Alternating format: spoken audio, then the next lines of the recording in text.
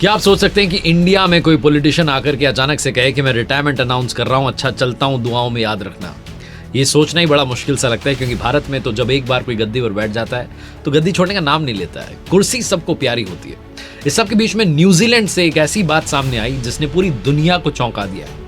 मात्र 37 साल की उम्र में 2017 में न्यूजीलैंड की प्रधानमंत्री बनी जेसिंडा आर्डन, जिन्होंने 2023 की शुरुआत में कहा कि अच्छा चलती हूं, दुआओं में याद रखना, प्रधानमंत्री पद से इस्तीफा देने जा रही हैं। और वो कह रही हैं कि मैंने अब तक जितना कंट्रीब्यूट करना था, जितने मेरे पास में थॉट्स थे, इंप्लीमेंट करने थे, एक्शन लेना था, जो कुछ करना था कर चुकी हूँ।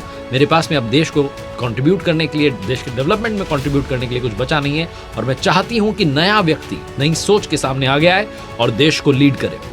ये अपने आप में एक बहुत बड़ी बात है कि कोई राजनेता 42 साल की उम्र में ही प्रधानमंत्री जैसे इतने बड़े पद से इस्तीफा दे और कहे कि अब मैं परिवार के साथ समय बिताना चाहती हूँ।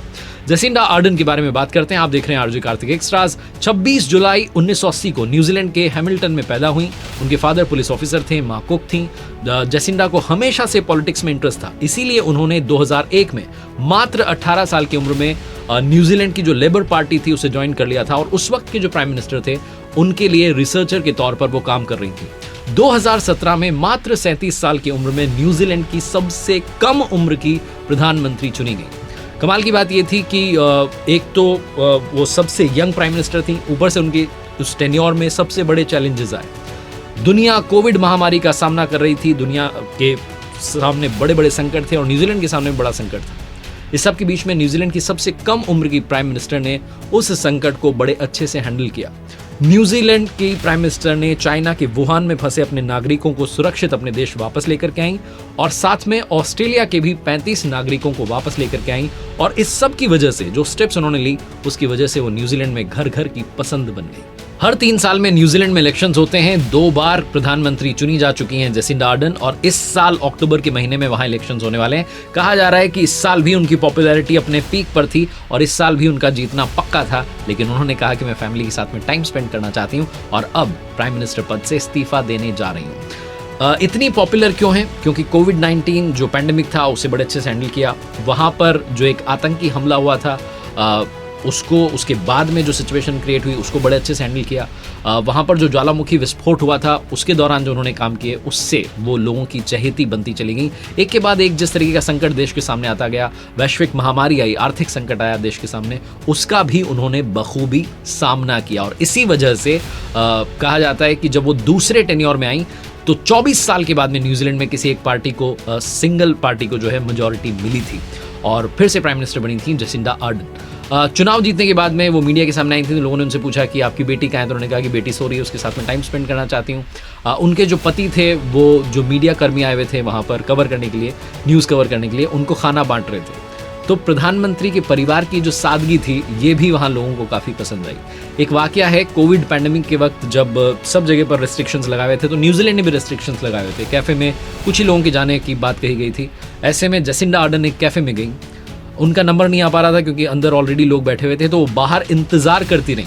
लेकिन जब उन्हें लगा कि वो लेट हो रही है अपने काम के लिए, जो वापस जाने लगी, तो उसी वक्त किस्मत से एक कुर्सी खाली हो गई और वो अंदर चली गई। एक प्रधानमंत्री का कैफे के बाहर खड़े रहना, इंतजार करना अपनी बारी का, ये भी दुनिया में लोगों को काफी पसंद आया।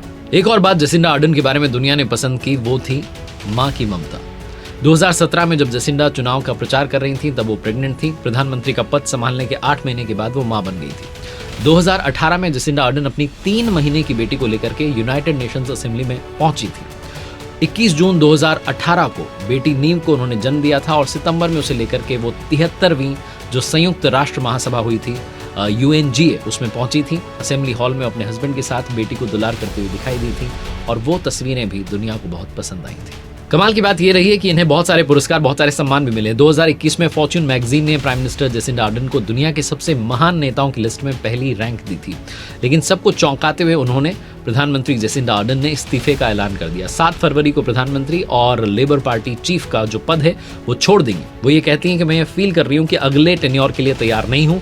ऐसी बड़ी जॉब के साथ में जिम्मेदारी भी बड़ी होती है। वो कहती हैं कि अब वक्त आ गया है, मेरे पास में अब इतनी हिम्मत नहीं है कि 4 साल और लीड करूँ, नेतृत्व करूँ।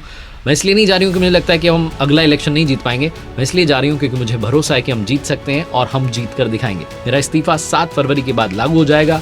मैं भी इंसान हूँ, मैं जितना कर सकती थी उतना मैंने किया, जितने समय तक कर सकती थी उतने समय तक किया, और अब वक्त आ गया है कि मैं इस्तीफा दूं।